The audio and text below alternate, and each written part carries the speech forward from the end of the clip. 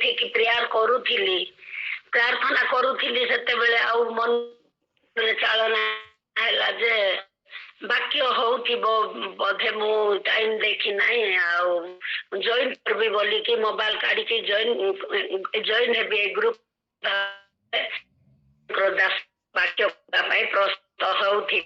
ଏତେ ଖୁସି ଲାଗିଲା, ମୁଁ ଭୟ ନଥିଲା କି ଶେଷ ବି ହେଇନଥିଲା। ସେତେବେଳେ ଦିଦି କହୁଥିଲେ ବାକ୍ୟ ଦେବେ ବୋଲି, ସେତେବେଳେ ମୁଁ ଜଏନ୍ କଲି। ମତେ ବହୁତ ଖୁସି ଲାଗିଲା। ପ୍ରଭୁ ମତେ ପ୍ରାର୍ଥନା କରିବାଟା ବନ୍ଦ କରିକି ମୁଁ ବାକ୍ୟ ଷ୍ଟାର୍ଟ ହେଇଥିବ ଶୁଣିବି ବୋଲି ଅନ୍ କରୁ କରୁ ଅମର ଭାଇ ବାକ୍ୟ ଷ୍ଟାର୍ଟ କଲେ। ପ୍ରଭୁ ଗୌରବ ପାଆନ୍ତୁ। ମତେ ଏତେ ଖୁସି ଲାଗିଲା, ଏତେ ସୁନ୍ଦର ବାକ୍ୟ ଆଜି ଏଇ ଶୁଭ ସକାଳରେ ଆମେ ଶୁଣିଛୁ। ଆମର ଏତେ ସୌଭାଗ୍ୟ ଆମେ ଏଠାରେ ଜଏନ୍ ହେଇ ମତେ ବହୁତ ଖୁସି ଲାଗିଲା। ଆଉ ଏଠାରେ ଜଏନ୍ କରିକି ମୁଁ ଯାହା ଯାହା ପ୍ରଚୁର ପୁରସ୍କାର ପ୍ରଭୁ ମୋ ପାଇଁ ଦେଇଛନ୍ତି, ମୁଁ କେବେ ବି ତାକୁ ଗଣନା କରିପାରିବି ନାହିଁ। ବହୁତ ସମସ୍ୟାରେ ଆମେ ଥିଲୁ। ଆଜି ଯୋଉ ବାକ୍ୟ କହୁଥିଲା ସେ ଭାଇ, ସତରେ ପ୍ରଭୁ ତୁମେ ନୀରବ ରୁହ, ମୁଁ ତୁମ ପାଇଁ ଯୁଦ୍ଧ କରିବି ବୋଲି ପ୍ରଭୁ କୁହନ୍ତି। ସେ ସତ୍ୟର ପରମେଶ୍ୱର, ସେ କହିଥିବା ବାକ୍ୟ କେବେ ବି ଅନ୍ୟତା ହେବ ନାହିଁ। ଆମେ ମଣିଷ ଅବିଶ୍ୱସ୍ତ ହେଲେ ମଧ୍ୟ ଆମର ସୃଷ୍ଟିକର୍ତ୍ତା ବିଶ୍ୱସ୍ତ ପରମେଶ୍ୱର, ସେ ଆମମାନଙ୍କୁ ସମସ୍ୟାରୁ ହାତ ଧରି କଢେଇ ନିଅନ୍ତି। ମୁଁ ବହୁତ ସମସ୍ୟାରେ ଥିଲି, ତାହା କେବେ ବି ମୁଁ କହିପାରିବି ନାହିଁ, ଭୁଲି ପାରିବି ନାହିଁ। ମୁଁ ସେଇଭଳି ବିପଦରୁ ମତେ ପ୍ରଭୁ ଉଦ୍ଧାର କରିଛନ୍ତି। ସେଇ ପ୍ରଭୁଙ୍କର ଗୌରବ ହଉ। ଏଇ ଛୋଟ ସାକ୍ଷ୍ୟରେ ପ୍ରଭୁ ଗୌରବ ପାଆନ୍ତୁ। କାଲି ମୁଁ ଚର୍ଚ୍ଚରୁ ବାହାରିଲା ପରେ ଗୋଟେ ଭଉଣୀ ଘର ଜାଗାକୁ ଯାଉଥିଲୁ, ଆଉ ହଠାତରେ ସେ ଅଟୋରେ ଆମେ 7-8 ଜଣ ବସିଥିଲୁ। ଆଉ ହଠାତ୍ ବ୍ରେକ୍ ଧରି ପାରିଲାନି, ଅଟୋ ନେଇକି ଭିତରେ ପଶେଇଦେଲା। ପ୍ରଭୁ ଦୟା କଲେ, ଅନୁଗ୍ରହ କଲେ, କାହାର କିଛି ହେଲା ନାହିଁ। ସେ ଅଟୋକୁ ଆମେ କାଢିଲୁ, କାଢିକି ପୁଣି ଥରେ ସେ ଅଟୋରେ ଚଢିକିରି ଗଲୁ। ପ୍ରଭୁ 2 ଥର ସେମିତି ଆଇଲା ବେଳେ ମଧ୍ୟ ସେମିତି ହେଲା। ଗୋଟେ ବାଇକ୍ ମଧ୍ୟ ତ ଲଗେଇ ଦଉଥିଲା, ସେଟା ବି ପ୍ରଭୁ ଆମକୁ ଦୟା କଲେ, ଅନୁଗ୍ରହ କଲେ। ସେଥିପାଇଁ ପ୍ରଭୁକୁ ମୁଁ କୋଟି କୋଟି ଧନ୍ୟବାଦ ଦଉଛି। ଆଉ କାଲିକୁ ଝିଅର ଏକ୍ଜାମ ଅଛି ଅମୃତାର, ପ୍ରେୟର କରିବେ ସମସ୍ତଙ୍କୁ ମୋର ଅନୁରୋଧ ଅଛି। ସାହାଯ୍ୟକାରୀ ସହବର୍ତ୍ତୀ ପରମେଶ୍ୱର ଭୂତ ଭବିଷ୍ୟତ ମାନଙ୍କର ଜାଣନ୍ତି। ଅମର ଭାଇ ଯୋଉ ସମସ୍ତ ବାକ୍ୟ କହିଲେ, ସମସ୍ତ କିଛି ଆମମାନଙ୍କର ଜୀବନରେ ଅନୁଭୂତି କରି ଆସିଛୁ। ଆଉ ଅନେକ ଭୁଲି ଯାଇଥିଲୁ, ଆଉ ଚେତନା ଦେଲେ। ପ୍ରଭୁଙ୍କର ମୁଖ ନିର୍ଗତ ବାକ୍ୟ ଦେଇ ପ୍ରଭୁ ତାଙ୍କର ମୁଖ ଦେଇ ପ୍ରକାଶ କଲେ। କୃତଜ୍ଞ ଭାଇଙ୍କୁ ମଧ୍ୟ ପ୍ରଭୁଙ୍କୁ ମୁଁ ଚିର ଋଣୀ। ପ୍ରଭୁ ପ୍ରତିଦିନ ଆମମାନଙ୍କ ନିମନ୍ତେ এই ପଥ ଖୋଲି ଦଉଛନ୍ତି, ସେ ଆଲୋକର ପଥ, ଯୋଉ ପଥ କି ଆମମାନଙ୍କର ସେ ଅନ୍ଧକାରରେ ସେ ଆଲୋକ ଦେବନ୍ତି। ଏଇଟା ବାସ୍ତବ ଆମମାନଙ୍କର ଜୀବନରେ, ମୋର ଜୀବନରେ, ମୋର ପରିବାରର ଜୀବନରେ ମଧ୍ୟ ମୁଁ ଅନୁଭବ କରି ଆସିଛି। ଧନ୍ୟବାଦ କରୁଛି। ମୋ ଛୋଟ ସାକ୍ଷ୍ୟ, ଗତକାଲି ସଣ୍ଡେ ସ୍କୁଲ ଯେତେବେଳେ ଚାଲିଥିଲା, ଆଉ କାଲି ଆମମାନଙ୍କର ଚର୍ଚ୍ଚ ସେଟା ଅନ୍ୟ ଜାଗାରେ କରିବା ପାଇଁ ଆମମାନଙ୍କୁ ଆହ୍ୱାନ କରିଥିଲେ। ସ୍ୱାମୀ ସ୍ତ୍ରୀ ଆମେ ଯାଇଥିଲୁ। ସେଇ ସ୍ଥାନରେ ଚର୍ଚ୍ଚ କରିକି ଆସିଲା ବେଳକୁ ଡେରି ହେଇଗଲା। ସଣ୍ଡେ ସ୍କୁଲ ଆରମ୍ଭରୁ ମୁଁ ଜଏନ୍ ହେଇପାରିଲି ନାହିଁ। ତାପରେ ଗୋଟେ ଜଏନ୍ ହେବି ବୋଲିକି ଭାବିଲା ବେଳକୁ ଗୋଟେ ଫୋନ ଆସିଲା। ଆମ ଆଜ୍ଞାଙ୍କର ପିଇସି ପୁଅଙ୍କର ଗତକାଲି ଶନିବାର ଦିନ ରାତିରେ ଦିନ ବେଳେ ଆଉ ତାଙ୍କର ପ୍ରେସର ଗୋଟେ ପିସି ପୁଅର ପ୍ରେସର ବଢି ଯାଇଛି, ଆଉ ତାର ହେଡ୍ ଷ୍ଟ୍ରୋକ ବୋଧେ ହୋଇଛି ବୋଲିକି ଆଉ ହସ୍ପିଟାଲ, ଆମ ପାଳାଖେଣ୍ଡି ହସ୍ପିଟାଲରେ ଯାଇକି ଯେତେବେଳେ ଦେଖେଇଲେ ଡକ୍ଟର, ସେଟା ଡକ୍ଟର କହିଲେ କି ଏଇଟା ଆଉ ଏଠି ହେଇପାରିବନି, ଆଉ ତମେ ବ୍ରହ୍ମପୁର ନେଇଯାଅ, ରେଫର କରିଦେଲେ। ସେତେବେଳେ ସେମାନେ ତାଙ୍କୁ ଗୋଟେ ଇଞ୍ଜେକ୍ସନ ଦେଇଦେଲେ, ନିଦ ଇଞ୍ଜେକ୍ସନ ପଡେ ସେଇଟା। ସେ ଇଞ୍ଜେକ୍ସନ ଦ୍ୱାରା ସେ ବିଲକୁଲ କିଛି ଜାଣିପାରି ନାହିଁ, କୋଉଠି ନେଉଛନ୍ତି, ସେ ସାରା ରାସ୍ତାରେ ତାର ଚେତା ନାହିଁ, ଏମିତି ସେ ଶୋଇକି ରହିଛି। ଏମାନେ ଯାଉଛନ୍ତି 4-5 ଜଣ ସେଇ ଗାଡିରେ ଆମ୍ବୁଲାନ୍ସ ନେଉଛନ୍ତି, କିଛି ଆଉ ତାର ଚେତା ନାହିଁ। ଯାଇକି ଡକ୍ଟରକୁ ଯେତେବେଳେ କି ସେ ହସ୍ପିଟାଲରେ ପହଞ୍ଚିଲେ, ସେତିକି ବେଳକୁ ଆଉ ତା ଚେତା ଆସିଲା। ଏଇ ଆମକୁ ମୁଁ ଜଏନ୍ କରିବି ସଣ୍ଡେ ସ୍କୁଲ ରେ ଜଏନ୍ କରିବି ବୋଲିକି କହିଲା ବେଳକୁ ତାଙ୍କର ପିସି ପୁଅର ବହୁତ ସିରିୟସ, ତେଣୁକରି ବ୍ରହ୍ମପୁର ରେଫର କରିଦେଇଛନ୍ତି। ଏଇଟା ଏତିକି ମାତ୍ର ଶୁଣିଲୁ। ତମେ ଜାଣିଛ କି? ଆମେ ତ କିଛି ଜାଣିନୁ। ଆମ ଆଜ୍ଞା ଛୋଟ କି ବଡ ବିଷୟ ହେଲେ ମଧ୍ୟ ବହୁତ ଟେନସନ ହେଇଯାଆନ୍ତି। ଏଇ ସମସ୍ତ ଅସୁସ୍ଥତା, ନହେଲେ କାହାର ମୃତ୍ୟୁ ହେଲା, ନହେଲେ କାହାର କଣ ହେଲା, ଏମିତିରେ ତାଙ୍କର ବହୁତ ଟେନସନ। ସେତେବେଳେ ମୋ ଜୀବନରେ ମୁଁ ଭାବିଲି ଏଇଟା ଶୁଣିକି ତାଙ୍କ ଟେନସନ ହେଇଯିବ, କଣ କରାହେବ, କାହାକୁ ପଚାରିଲେ ବାସ୍ତବ ଖବର ଜଣା ପଡିବ, ଏଇଟା ମୁଁ କହିଲି। ତାପରେ ଆମେ ଟିକେ ପ୍ରାର୍ଥନା କରୁ। ପ୍ରାର୍ଥନା କରି ସାରିଲା ପରେ ମୁଁ ଜଣେଇଲି, ସଣ୍ଡେ ସ୍କୁଲ ଚାଲିଥିଲା, ସଣ୍ଡେ ସ୍କୁଲରେ ମୁଁ ଜଣେଇଦେଲି। ପ୍ରାର୍ଥନା ଟିକେ କଲା ପରେ ସେଠି ଆମମାନଙ୍କର ଝିଅ ପ୍ରାର୍ଥନା କଲେ। ତାଙ୍କ ନାଁ ମୋର ମନେ ହଉନି, ସେ ଝିଅ ପଦ୍ମିନୀ। ସେଟା ଆମ ମଧୁସ୍ମିତା ଭଉଣୀ ମଧ୍ୟ ଥିଲେ ସେଠି, ଜାଣିଥିବେ, ଶୁଣିଥିବେ। ସେଇ ପ୍ରାର୍ଥନା ଏମିତି ଗୋଟେ ଗୁରୁତର ପ୍ରାର୍ଥନା ହେଲା ମୋର ଜୀବନରେ। ମୁଁ ଆଉ ଆମ ଆଜ୍ଞା ଆଉ ସମୂହ ଭାବେ ଯୋଉ ପ୍ରାର୍ଥନାଟା ହେଲା, ଅଦ୍ଭୁତ ପ୍ରାର୍ଥନା ସେଠି ହେଲା।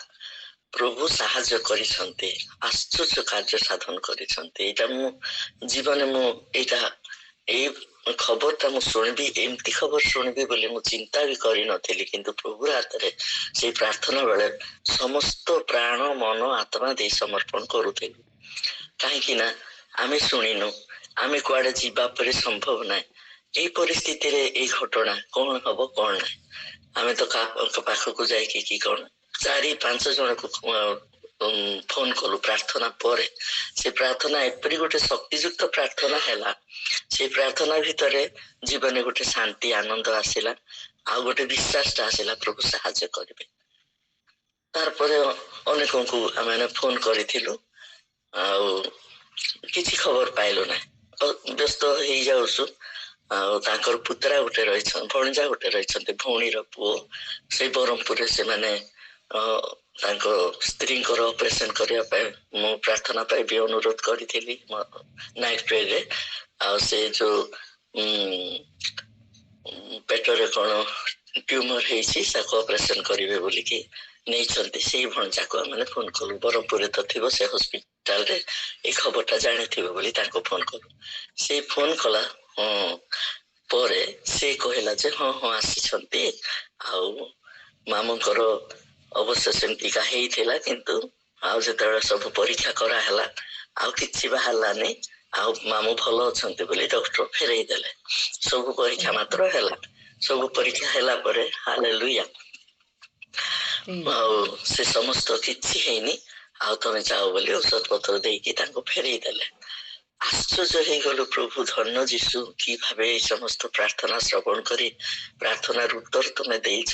ଆମ ସ୍ୱାମୀ ସ୍ତ୍ରୀ ଜୀବନେ ଆକୁଳ ବ୍ୟାକୁଳ ହେଇକି ଆଉ କାହାକୁ କହିବୁ କଣ କରିବୁ, ସମାନ ଟାଇମରେ ସେ ସଣ୍ଡେ ସ୍କୁଲ ଚାଲିଛି। ମୁଁ ଟିକେ ପ୍ରାର୍ଥନା ପାଇଁ ଅନୁରୋଧ କରିବି। ସରିଯାଇଥିବ ବୋଲି ଚିନ୍ତା କରିଥିଲି, କିନ୍ତୁ ପ୍ରଭୁ ସେଇ ପ୍ରାର୍ଥନା ପାଇଁ ସେତିକି ଟାଇମଟା ରଖିଥିଲେ ମତେ, ମୋ ପରିବାର ପାଇଁ। ଆଉ ଏଇ ସାକ୍ଷ୍ୟ ଦେବା ପାଇଁ ମୁଁ ଯୋଗ୍ୟ ନାହିଁ, କିନ୍ତୁ ଏ ପ୍ରଭୁ ଏଇ ସାକ୍ଷ୍ୟ ପାଇବା ନିମନ୍ତେ, ତାଙ୍କି ଗୌରବ ପାଇବା ନିମନ୍ତେ ହିଁ ଗତକାଲି ସେଇ ସଣ୍ଡେ ସ୍କୁଲର ପ୍ରାର୍ଥନା, ଛୋଟ ବୋଲି ମନେ କରୁ ଆମେ ସଣ୍ଡେ ସ୍କୁଲ ତ ବୋଲି, କିନ୍ତୁ ମୋର ଭିତରେ ସେଇ ସଣ୍ଡେ ସ୍କୁଲର ପ୍ରାର୍ଥନାଟା, ସଣ୍ଡେ ସ୍କୁଲ ଯୋଗ ଦେବାଟା ମୋର ଜୀବନରେ ଗୋଟେ ଆଶୀର୍ବାଦର କାରଣ ହେଇଥାଏ। ମୁଁ ବଡ ହେଲେ ମଧ୍ୟ, ବୃଦ୍ଧା ଅବସ୍ଥା ହେଲେ ମଧ୍ୟ ମୁଁ ସେଇ ସ୍ଥାନରେ ଯୋଗ ଦେଇଥାଏ। ପ୍ରଭୁଙ୍କର ବିଶେଷ ଧନ୍ୟବାଦ କରୁଛି। ସେ ଯେତେବେଳେ ସେଇ କଥା କହିଲା ଆମେ ଆଶ୍ଚର୍ଯ୍ୟ ହେଇଗଲୁ। ପ୍ରାର୍ଥନା ଶ୍ରବଣକାରୀ ପ୍ରଭୁ କି କାର୍ଯ୍ୟ ସେ କଲେ, କି ଅନୁଗ୍ରହ ସେ କଲେ। ସଙ୍ଗେ ସଙ୍ଗେ ତାପରେ ଯାଉଛନ୍ତି ବୋଲିକି ଯେତେବେଳେ ଆମେ ଶୁଣିଲୁ, ଆଉ କାହାକୁ ଆଉ ଫୋନ କରିନି। ଯେତିକିର 4-5 ଜଣଙ୍କୁ ଫୋନ କଲୁ, କେହି ଉତ୍ତର ଦେଇନାହାନ୍ତି। ସେଇ ପୁଅ, ସେ ଭଣଜା ସେଇ କଥା କହିଲେ, ହଁ ଆସିଥିଲେ, ଆଉ ସେ ସୁସ୍ଥ ହେଇଛି ବୋଲି ଡକ୍ଟର ସବୁ ପରୀକ୍ଷା କଲେ, କିନ୍ତୁ କିଛି ବାହାରିନି, ଆଉ ସେମାନେ ପଳେଇ ଯାଉଛନ୍ତି, କାଳେ ପହଞ୍ଚି ଯାଇଥିବେ ପରା ଘରକୁ। ହେଲେ ଆମେ ଭାବିଲୁ ତାଙ୍କୁ ଆକା ଫୋନ କରିବା ବୋଲି। ସେଇଠୁ ଫୋନ କଲୁ, ଗୋଟେ ଫୋନରେ ଲାଗିଲାନି, ଆଉ ଗୋଟେ ଫୋନରେ ସିଏ ନିଜେ କଥା ହେଲା। ହଁ ଭାଇ, ଆଉ ମୋର ସେମିତି ହେଇଥିଲା, ମୋର ଚେତା ନଥିଲା। ମୁଁ ଯେତେବେଳେ ହସ୍ପିଟାଲ ଜଏନ୍ ହେଲି ସେଇଟା ମତେ ଜଣା, କିନ୍ତୁ ସେମାନେ ଇଞ୍ଜେକ୍ସନ ପୁଣି ଦେଇଦେଲେ, ମତେ ନିଦ ହେଇଗଲା। ମୁଁ ଆଉ ସେ ବ୍ରହ୍ମପୁରରେ ପହଞ୍ଚିଲା ପରେ ଏକା ମତେ ନିଦ ଭାଙ୍ଗିଲା। ସେତିକି ବେଳକୁ ମତେ ଭଲ ଲାଗିଲା। ଆଉ ସେ ଡକ୍ଟର ସବୁ ପରୀକ୍ଷା କରିବାକୁ କହିଛି ତ ବୋଲିକି, ଆସିଛି ତ ପରୀକ୍ଷା କରିଦେବା ବୋଲିକି ସବୁ ପରୀକ୍ଷା କଲୁ, କିନ୍ତୁ କିଛି ବାହାରିଲାନି। ପ୍ରଭୁ ମତେ ସୁସ୍ଥ ସବଳରେ ରଖିଛନ୍ତି, ମୁଁ ସୁସ୍ଥ ଅଛି। କାଲିକି ଟିକେ ଆପଣ ମାନେ ଆସନ୍ତୁ ଆଉ ପ୍ରାର୍ଥନା କରିଦେବେ, ଏଇଟା ସେ ଅନୁରୋଧ କଲେ। ଏଥିପାଇଁ ପ୍ରଭୁଙ୍କର ବିଶେଷ ଧନ୍ୟବାଦ କରୁଛି। ଏ ଅଳ୍ପ ସାକ୍ଷରେ ପ୍ରଭୁ ଗୌରବାନ୍ୱିତ ହୁଅନ୍ତୁ। ସଣ୍ଡେ ସ୍କୁଲର ପ୍ରାର୍ଥନା ଛୋଟ ମାନଙ୍କର ଦେଇ ସେ ଶିଶୁ ମାନଙ୍କର ଯୀଶୁ ହେବା ହେତୁ ସେ ଯେତିକିଟା ଶିଶୁ ବସିଥିଲେ ଆଉ ଯେତିକି ଆମେ ମାନେ ଉପସ୍ଥିତ ଥିଲୁ, ପ୍ରଭୁ ସମସ୍ତଙ୍କର ପ୍ରାର୍ଥନା ଶୁଣିଛନ୍ତି। ଆଉ ସେ ଭାଇକୁ ଆଶ୍ଚର୍ଯ୍ୟ ଭାବେ, ସେଇଟା ସମ୍ଭବ ନାହିଁ, ସେ ଚିନ୍ତାର ବାହାରେ ସେ ଯାଇକି ସୁସ୍ଥ ସବଳ ହେଇକି ସେ ଫେରିକି ଆସିଛି। ଆଉ ସେ ନିଜେ କଥା ହେଇଛି, ଏଇଟା ଆଶ୍ଚର୍ଯ୍ୟ ମନ୍ତ୍ରୀ ସେ କରିଛନ୍ତି। ପରାକ୍ରମ ଯେ ତାଙ୍କର ଶକ୍ତି, ଯୋଉ ଶକ୍ତି କି ପୁନରୁତ୍ଥିତ ବିଜୟ ଶକ୍ତି, ସେ କୃଷିୟ ଶକ୍ତି ଆମମାନଙ୍କ ନିମନ୍ତେ ପ୍ରଭୁ ଦେଇଛନ୍ତି। ଭାଇଙ୍କର ଶିକ୍ଷାର ଭିତରେ ଯେତିକିଟା କଥା ପ୍ରକାଶ କରୁଥିଲେ, ମୁଁ ମନେ ମନେ ଗଣନା କରୁଥିଲେ, ହଁ ତ ପ୍ରଭୁ ଏଇ ସମସ୍ତ କାର୍ଯ୍ୟ ତୁମେ କର, ତୁମେ କରିଛ। ଲାଳ ଭାଇ ମଧ୍ୟ ପ୍ରାର୍ଥନା କରୁଥିଲେ, ନିଶ୍ଚୟ ପ୍ରଭୁଙ୍କର ଅନୁଗ୍ରହ, ପ୍ରଭୁଙ୍କର ଯେ ଦୟା କେତେ ମନୁଷ୍ୟ ମାନଙ୍କ ନିମନ୍ତେ, ସେଇଟା ଅପାର, ମାପି ହୁଏ ନା, ଅମାପ। ଏଥିପାଇଁ ମୁଁ ବିଶେଷ କରି ପ୍ରଭୁଙ୍କ ଧନ୍ୟବାଦ କରୁଛି। ମୋର ପରିବାର ନିମନ୍ତେ ବିଶେଷ କରି ପ୍ରାର୍ଥନା କରୁଛନ୍ତି, କରନ୍ତୁ, କରୁଥିବେ ମଧ୍ୟ। ଆଉ ଏଲିନାର ସେ 24 ତାରିଖରେ ପରୀକ୍ଷା ଅଛି, ସେ ବି କହୁଥିଲା ମୋର ପରୀକ୍ଷା ଅଛି, ଆଉ ତମେ କେବେ ଆସିବ? ନାଇଁ ବାପା, ପରୀକ୍ଷା ସରିଲା ପରେ ଆମେ ଆସିବୁ, ନହେଲେ ଡିଷ୍ଟର୍ବ ହେଇଯିବ। ହଁ ତମେ ଆସ।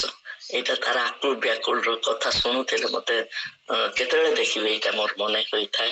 କିନ୍ତୁ ବିଶେଷ କରି ପ୍ରାର୍ଥନା କରିବେ ସ୍ୱାସ୍ଥ୍ୟ ସବଳରେ, ଯେପରିକି ସେ ସବୁ ପରୀକ୍ଷାରେ ପ୍ରଭୁଙ୍କର ଗୌରବ, ସେଇ ପ୍ରଶ୍ନର ଉତ୍ତର ଯାହା ଯାହା ଆମମାନଙ୍କର ଅନିତା ଭଉଣୀ କହୁଥିଲେ, ସ୍ମିତା ଭଉଣୀ କହୁଥିଲେ, ଶିକ୍ଷାର ଭିତରେ ଆଉ ସାକ୍ଷର ଭିତରେ ଯୋଉଟା କହୁଥିଲେ, ସେଇପରି ପ୍ରଭୁ ତାକୁ ସାହାଯ୍ୟ କରନ୍ତୁ। ସେଇଟା ମୁଁ ଗଣନା କରୁଥିଲି ପ୍ରଭୁ ନିକଟେ। ଆପଣ ମାନେ ମଧ୍ୟ ପ୍ରାର୍ଥନା କରିବେ। ଆମମାନଙ୍କ ନିମନ୍ତେ ଯୋଉ ଯୋଉ ପ୍ରାର୍ଥନା ଆମେ ଅନୁରୋଧ କରିଛୁ, ସେ ସମସ୍ତ କି କୌଣସି ବିଷୟରେ ଫେଲ ହେଇନାହିଁ। ପ୍ରଭୁ ସମସ୍ତ ପ୍ରାର୍ଥନା ଶୁଣିଛନ୍ତି। ପ୍ରାର୍ଥନା ଶ୍ରବଣକାରୀ ସଦାପ୍ରଭୁ ସେ ଆମମାନଙ୍କର ପ୍ରାର୍ଥନା ଶ୍ରବଣ କରୁଛନ୍ତି। ପ୍ରତ୍ୟେକ ପରିବାର ନିମନ୍ତେ ଏଇ ମର୍ଣ୍ଣିଂ ପ୍ରେୟର ପରିବାର ଯେତେ ଅଛୁ, ଛୋଟରୁ ବଡ ପର୍ଯ୍ୟନ୍ତ ପ୍ରତ୍ୟେକଙ୍କୁ ପ୍ରଭୁ ଆଶୀର୍ବାଦ କରୁଛନ୍ତି, କରୁଥିବେ। ଆମମାନଙ୍କର ଏଇ ଆଶା ଭରସା ନେଇ ପ୍ରଭୁଙ୍କ ନିକଟେ କୃତଜ୍ଞ ଅର୍ପଣ କରୁଛି। ଆପଣମାନଙ୍କ ନିକଟେ ମଧ୍ୟ ମୁଁ କୃତଜ୍ଞ। ଧନ୍ୟ ପ୍ରଭୁ, ଧନ୍ୟ ତାଙ୍କରି ନାମ। ଆମେନ୍, ଆମେନ୍।